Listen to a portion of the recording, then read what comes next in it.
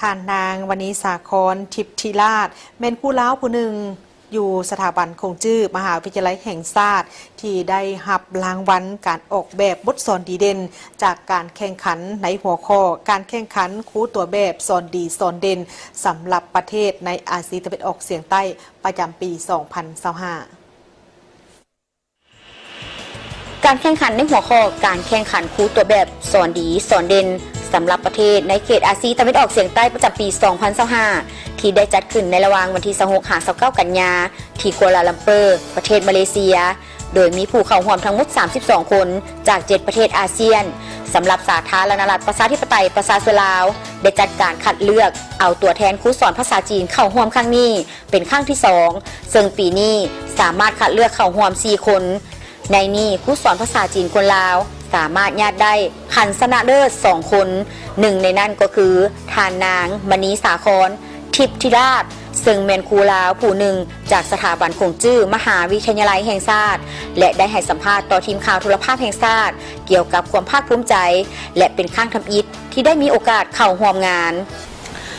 ก็คือในเบื้องต้นเขาก็ได้มีการจัดแข่งขันอยู่ภายในประเทศของพวกเขาเนาะได้จัดมีการแข่งขันภายในประเทศของพวกเขาและหลังจากนั้นพวกเขาก็ได้เอิ้นมาผ่านการแข่งขันภายในและก่อนที่เขาจะได้เข้าไปเขาก็ได้มีการอัดวิดีโอการเรียนการสอนตัวจริงแล้วก็ได้มีการแต่งบทสอนตัวจริงส่งไปให้ทางเพิ่นแล้วหลังจากนั้นเพิ่นก็จังได้มีการเอิ้นว่าจับสลากว่าในมือแข่งขันตัวจริงเขาจะใช้บทใดเป็นบทที่เขาจะสอนหลังจากรู้ว่าตัวเองได้หัวข้อใดแล้วล่ะก็จังมาเริ่มออกแบบการสอนว่าเขาสิ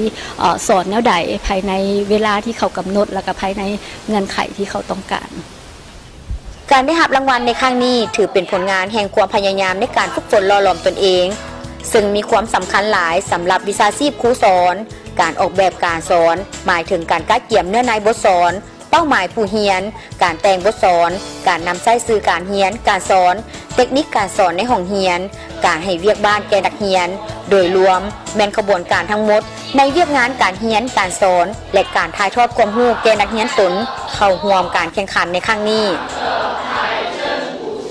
มณีสาครทิพธิราชเพิ่นก็ได้ไปแข่งขันได้รางวัลเรื่องว่าการออกแบบบทสอนดีเด่นท่านต่างหน้าให้แก่ครูจากของประเทศลาวของพวกเขาไปร่วมแข่งขันอยู่ที่ประเทศมาเลเซียอยู่เมืองหลวงกัวลาลัมเปอร์ท่านซึ่งว่าอยู่ในนี้พวกเขาทางสถาบันคงจื้อพวกเขาก็ถือว่าได้ให้ความสำคัญเป็นอย่างยิ่งถามมาว่าแล้วการเข้าร่วมการแข่งขันครั้งนี้ของพวกเขาจะเป็นครั้งที่2ปีกายนี่มันเพิ่นจัดอยู่ที่ประเทศไทยปีนี้มันวนเวียนมาฮอดประเทศมาเลเซีย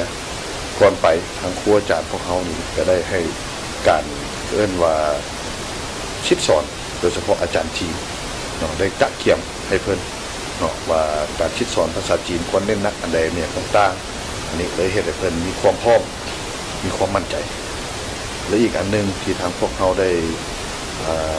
คำนึงถึงละแม่การเดินทางธรรมดาท่านยังได้ฮู้เติมอีกว่าการเรียนรู้ตลอดชีวิตครูต้องนำให้ทันกับสภาพการและความต้องการตัวจริงในสังคม